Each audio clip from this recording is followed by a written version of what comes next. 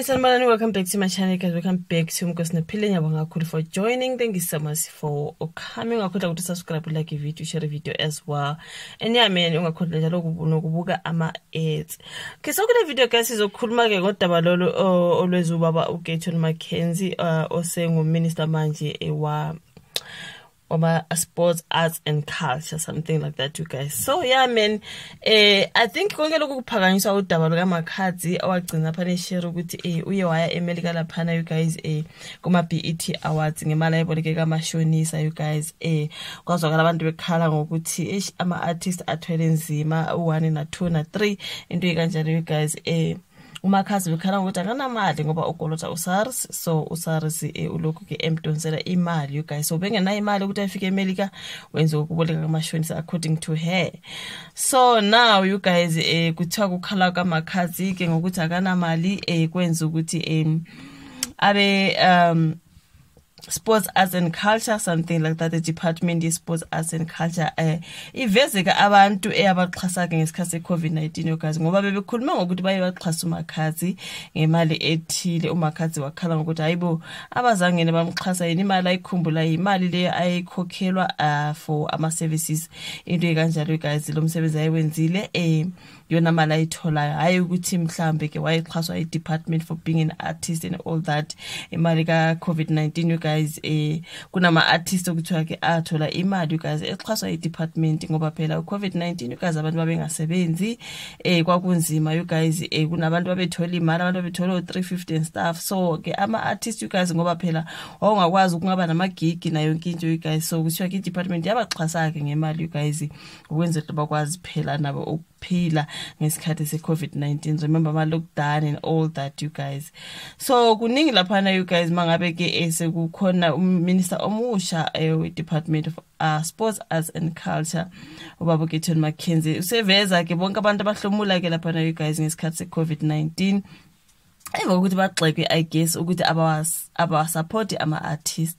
So kuloko kunesiphithiphithi esiningi lapha engazange athande mina into ngisilandeleli kuyaphithizela ke. So kuthiwa ke ugcine evezile ke kwavezwa ke uhlu lwamaciko you guys ahlomula ngeCovid-19 bagcine bebavezile. Ngibone ilist, angizukuveza kwa list mina nje ngestory la you guys ukuthi kuno double J olwenzekayo ukuthi kuvezwe abantu kwangavezwa abantu sesiyobona ngelinye ilanga into ekanjalo you guys. So kuthiwa ke lapha ithi ngibone ngemangi lapha ngaku publication isweleze bakhuluma ngokuthi ke kuvezwe uhlu lwamaciko ahlomula ngeCovid-19 ukukhala ke lapha komculo waseLimpopo ngokungabi nemali yokuyimcimbini ama BET Awards akade eseMelika emasontweni amabili adlule kwenza umnyango wezemidlalo ezobuciko namasiko kazwe lonke osuhola ngomnumzana uGayton McKenzie ukhiphe uhlu lwamaciko athola ukuxhaso ngesikhathi kuhlasela igciwane leCovid-19 phakathi ka2020 no2021. So umnyango ukhipha lolu hlu nje ngemva kokugxekwa nangamanye amaciko athe awubaxhasi ngisho beyomela elakulele emazweni aphesheya kwezilwandle into ekanjalo. So umnyango uveza ukuthi ingu-72 million rand imali amaciko ayithola phakathi kuka2020 no2021.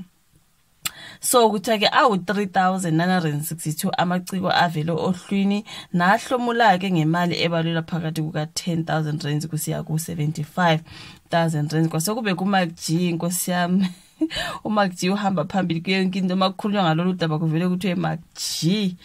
Okay, so now uMacGyver ke you guys MacG Mugwebo umnyango westatementini osikhiphile uveze ukuthi ukwenzela ngoba kunamaciko alokhu ekhala ngokuthi awakaze athole uxhaso eminyangweni.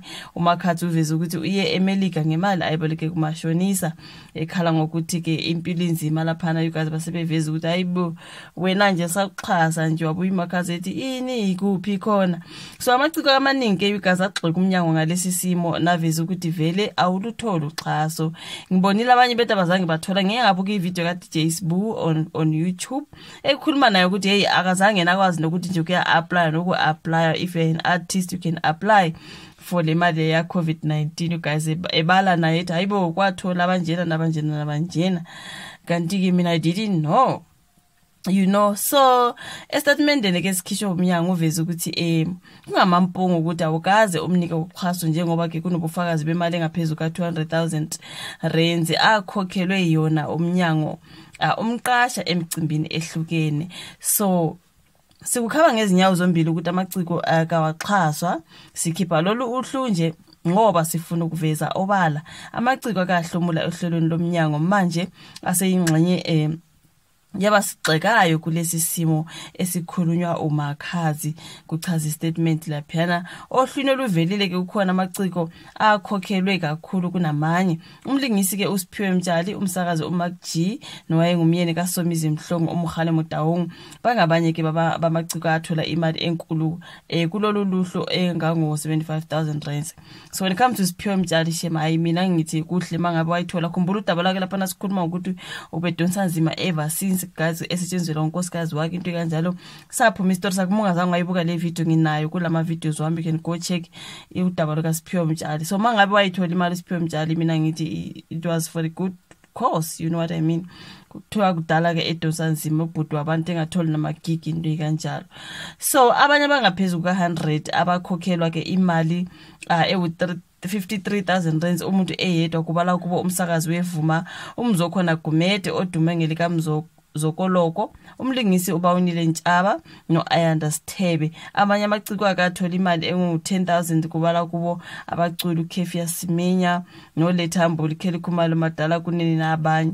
So mina ngiyazibuza ukuthi hayibo abantu abadala bafana noma uLethambuli Kefia Simenya like guys why bebona bethola 10k abanye bathola 53 nampana lapha igenge encane uMacG bathola imali ezidlilo 75k kodwa ke bese ukuthi abantu abadala you guys the legends bathola 10k.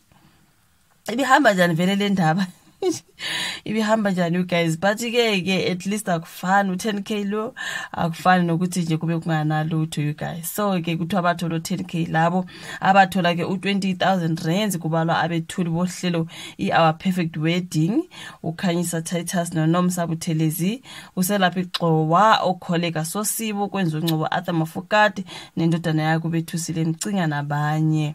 So ke laba ngabathola 20k kunabathola 10k kunabathola phana up to 53k kunabathola ke phezulu ka 75 kuyali. So yeah man you guys kuningi lapha ngodaba lweCovid-19 angazi konke lokuvusa ukuthi Makhazi akhale you guys ngokuthi nje ubroke impilo enzima bagcina abe Department of Arts, Sports and Culture sebeveza ukuthi hayibo ama artists siyawaxhasa siwaxhasa kanjena nakanjena bagcina sebeveza ke laba bathola imali ngesikhathi COVID-19 ingakho nje silana you guys ingakho kuphithizela nje but ke guys mangabe bayithola le mali it was for the good cause.